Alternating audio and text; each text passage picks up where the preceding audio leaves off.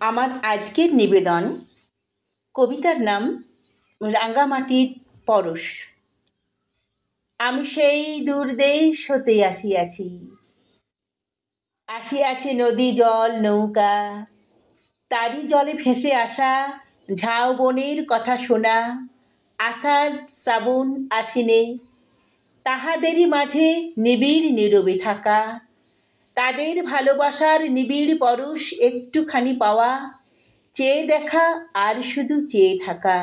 শ্যাপলা শালুক গাংচিল গাং শালিকের দেশ হতে আসিয়াছি, অথবা চাঁদনি পূর্ণিমায় পদ্মা নদীর বুকের উপর সহস্র শত চন্দ্রিমা শতত গরিমার নিজ নিজ তরঙ্গ ধারায় স্নানরত।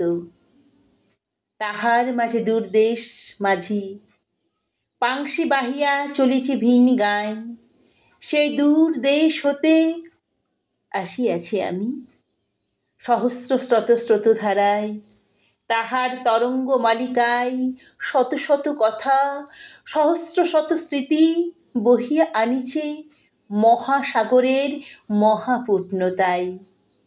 আমি আসিয়াছি তেমনি একটি দেশ হতে, তোমাদের রাঙামাটির পরশ পেতে, সোহাগ ভরা আদর নিতে, শাল পিয়ালি পলাশের বুক ভরা ভালোবাসা পেতে, আর রাঙামাটির রাঙা ধুলির কণায় আমার হৃদয়টিকে রাঙিয়ে দিতে।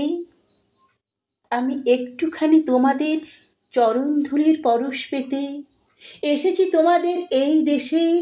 আর কিছু নাই, নাই কিছু মোর, আছে শুধু দুটি নয়ন ভরা অশ্রু ভাই। মোরে পলাশ পিয়ালি শালবনের তলায় দিউ দিউ একটুখানি, রাঙামাটির ধুলির কণায় মোরে একটুখানি ঠাঁই। মোর কিছু নাই, নাই মোর কিছু ভাই। নমস্কার। কবিতাটি ভালো লাগলে লাইক করবেন এবং কেমন লাগলো তা কমেন্টে লিখে জানাবেন। আবার এরকম কবিতা শোনার জন্য চ্যানেলটিকে অবশ্যই সাবস্ক্রাইব করবেন।